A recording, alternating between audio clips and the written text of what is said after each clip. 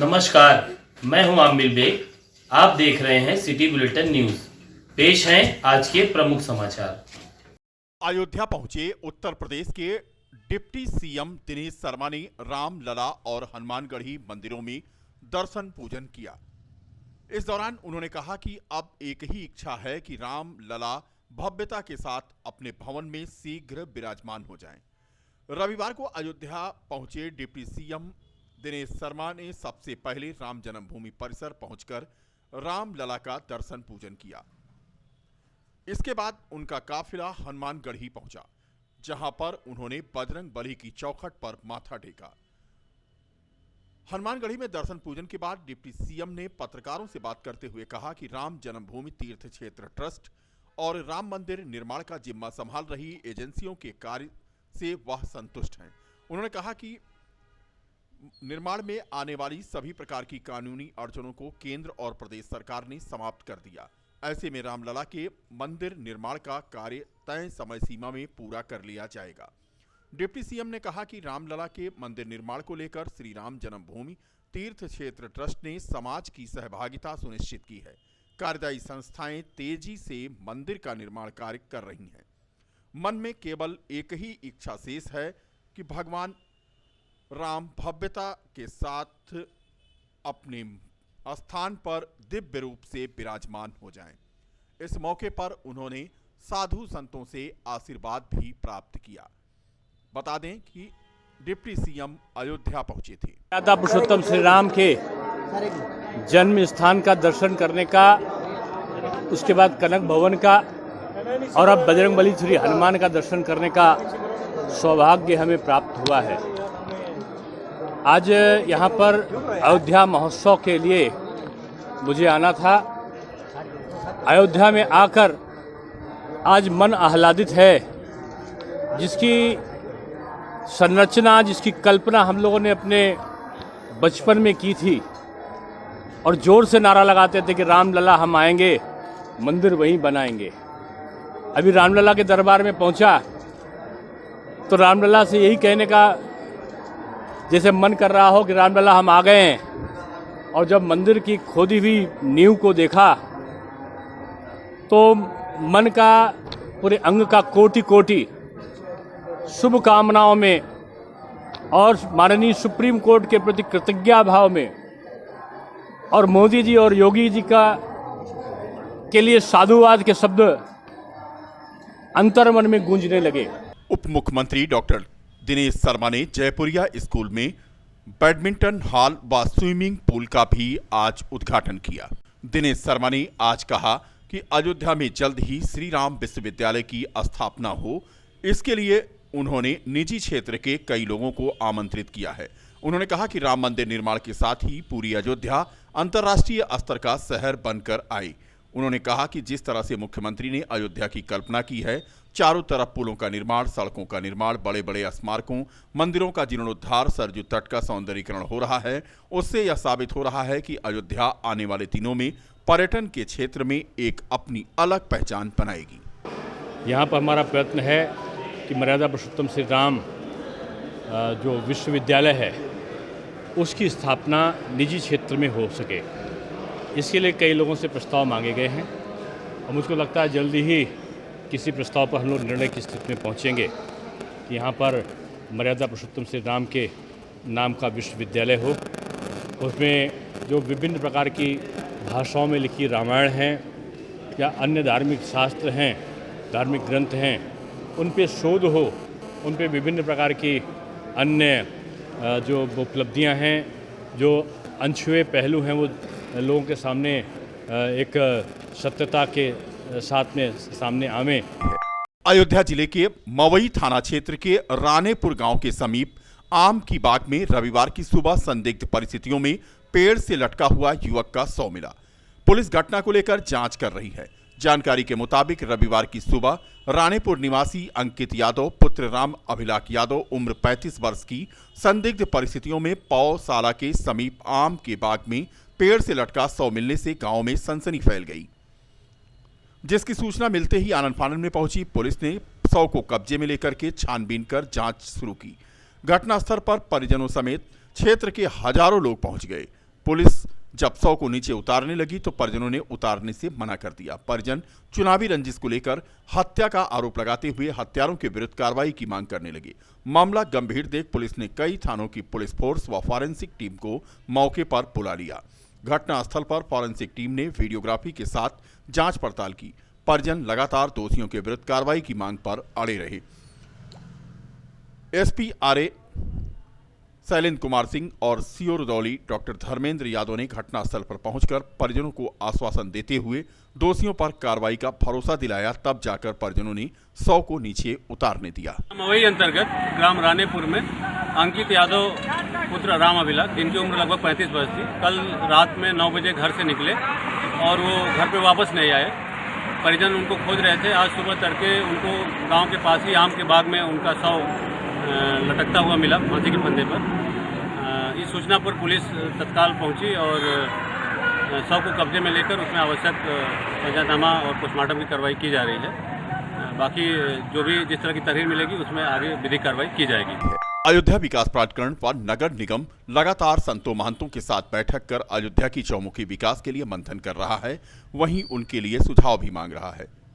इसी कड़ी में राम नगरी को आध्यात्मिक मेगा सिटी के रूप में विकसित करने के लिए बन रहे विजन डॉक्यूमेंट्स में अवध विश्वविद्यालय के प्रोफेसरों व प्रबुद्ध जनों के साथ अयोध्या विकास प्राधिकरण ने बैठक की। बैठक में राम सर्किट नामक योजना बनाए जाने की बात कही गई।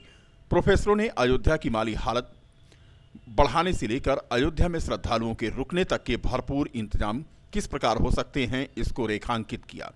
अवध विश्वविद्यालय के पूर्व कुलपति प्रोफेसर मनोज दीक्षित ने कहा कि अयोध्या को ग्लोबल स्पिरिचुअल सिटी के रूप में विकसित करने के लिए अयोध्या के संरक्षण की और जरूरत है। उन्होंने कहा कि अयोध्या का संरक्षण और विकास दोनों साथ साथ चलना चाहिए। अयोध्या संरक्षित रहेगी तो अयोध्या का विकास भी होगा। अयोध्या की जो महत्ता रही है उसके केंद्र को अनडिस्टर्ब रहना चाहिए। वही आज अयोध्या है। अयोध्या की परंपरा को देखने के लिए लोग आएंगे, उसके विकास को देखने के लिए लोग आएंगे। अयोध्या की परंपरा को बचाए रखना जरूरी है। विकास प्राधिकरण के उपाध्यक्ष विशाल सिंह ने कहा कि मुख्यमंत्री की मंशा के अनुरूप अयोध्या का विजन डॉक्यूमेंट बनाया जा रहा है और अयोध्या के संतों महंतों के साथ साथ अवध विश्वविद्यालय के प्रोफेसर व प्रबुद्ध जनों से भी उनकी राय ली जा रही है। ग्लोबल स्पिरिचुअल सिटी के रूप में विकसित करने की जो मुख्यमंत्री जी की इच्छा है, उसके अनुरूप अयोध्या के विकास के लिए विभिन्न सुझाव ये जो आज अयोध्या के विकास की जो परिकल्पना माननीय प्रधानमंत्री जी और मुख्यमंत्री जी द्वारा दी गई है, उसके अनुसार हमें एक ऐसा विजन डॉक्यूमेंट तैयार करना है जिसमें सभी ऐसे संवर्गों का जो विचार है, जो उनकी इच्छा है, जो उनकी अवधारणा है और जो उनकी एक एस्पिरेशन है, उसको शामिल करते हुए अयोध्या का विकास का मॉडल बनाया जाए। इसी क्रम में हम लोग समाज के विभिन्न वर्गों से जो स्टेक होल्डर्स हैं अयोध्या के विकास में, जिनका की प्रभाव जिनके ऊपर और जिनका प्रभाव अयोध्या के ऊपर पड़ने वाला है, अयोध्या के विकास पर पड़ने वाला है, उन सभी के साथ बारी बारी से हम लोग वार्ता कर रहे हैं। इसी क्रम में आज राम मनोहर लोहिया अवध विश्वविद्यालय के पूर्व कुलपति श्री मनोज दीक्षित जी, जिनका नाम अयोध्या के बारे में रिसर्च और उनके ज्ञान के विषय में काफी ख्याति लब्ध है, और इसके साथ साथ ही जो वर्तमान में वहां पर प्रबंधन है, वहां के जो वरिष्ठ प्रोफेसर साहबान हैं, आपके जो प्रॉक्टर हैं, इन सभी के साथ आज वार्ता की गई, जिसमें यह समझने का प्रयास किया गया कि उनकी अयोध्या के विकास की क्या अवधारणा है। मिशन शक्ति के अंतर्गत थाना कोतवाली नगर क्षेत्र के चौकी चौक दिल्ली दरवाजा में श्री विघ्नेश्वर नाथ शिव मंदिर के प्रांगण में महिला उप निरीक्षक साधना सिंह, महिला आरक्षी अनीता चौरसिया और आरक्षी रोली सिंह द्वारा महिला सशक्तिकरण व साइबर क्राइम के संबंध में उपस्थित महिलाओं और लड़कियों को जागरूक किया गया। इस संबंध में साधना सिंह ने आत्म सुरक्षा संबंधित टिप यहां मौजूद महिलाओं और छात्राओं को दिए।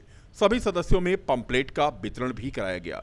कार्यक्रम के दौरान दिल्ली दरवाजा क्षेत्र के पार्षद दिलीप यादव एवं उनकी पत्नी पूर्व सभासद मिथिलेश यादव और अन्य लोग मौजूद थे।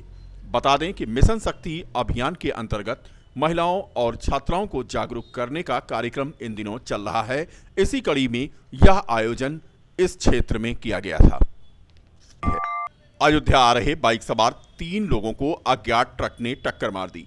बाइक सवार अमन शर्मा पुत्र बैकुंठनाथ शर्मा के पैरों में गंभीर चोट आई, जबकि अंकित शर्मा पुत्र सतीश शर्मा के गुप्त अंग पर चोट आने के कारण उन्हें लखनऊ रिफर कर दिया गया। साथ ही विकास शर्मा पुत्र सतीश शर्मा को हल्की चोटें आई हैं, जिनका इलाज जिला चिकित्सालय में चल रहा है।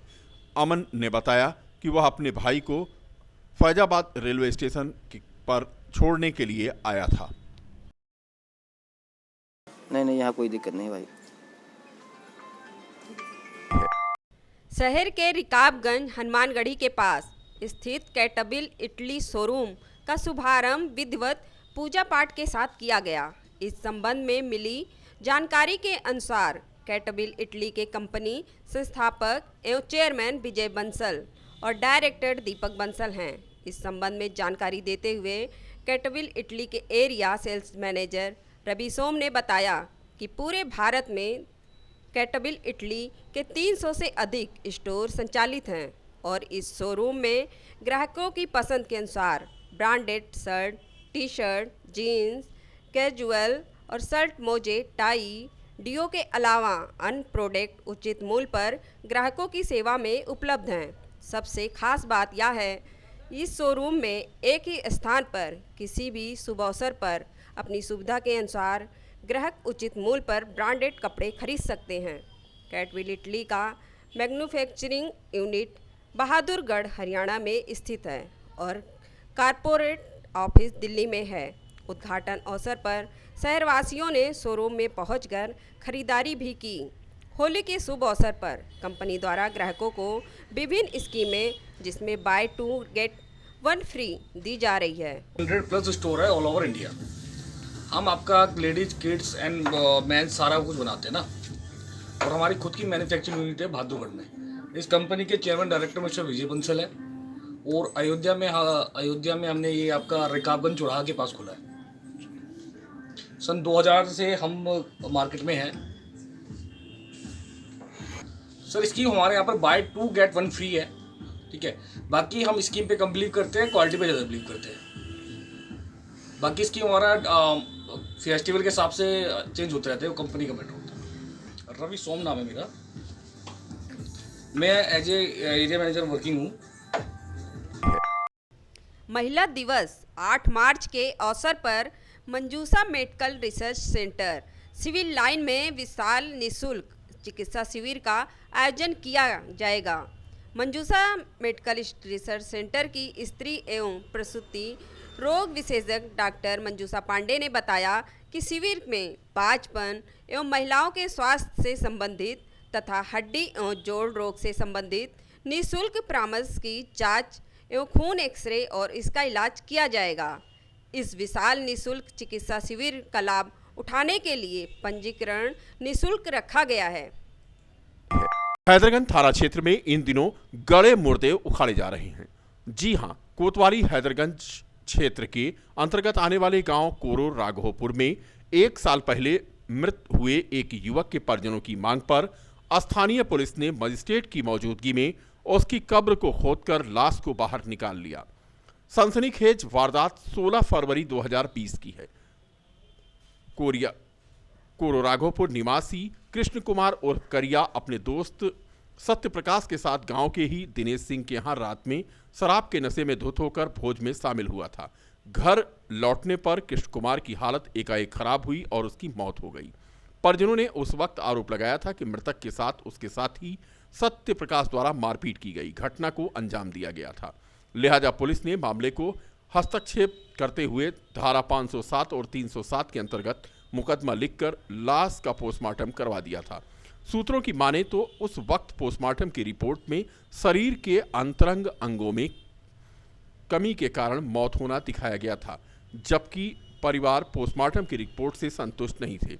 ऐसी दशा में 1 साल बाद मृतक की कब्र को खोदकर उसकी लाश को निकालकर उसका बिस्रा सुरक्षित करके प्रयोगशाला में भेजने की कार्रवाई आज दिन भर चलती रही। पुनः पोस्टमार्टम के लिए की गई इस कार्रवाई का नेतृत्व नायब तहसीलदार गर्मा बर्मा ने किया, जबकि चाक चौबंद व्यवस्था को थाना अध्यक्ष हैदरगंज रतन लाल शर्मा ने रखी। गई फेफड़ा सड़ गया, गुर्दा सड़ गया, कभी बीमार नहीं पड़े। वही 1.5 महीने से लगातार काम कर रहे थे लेबरगिरी का। उस दिन भी काम करके खाना खाने गए हैं, जिस दिन मारे गए हैं, मारने के तीसरे दिन मौत हुई है।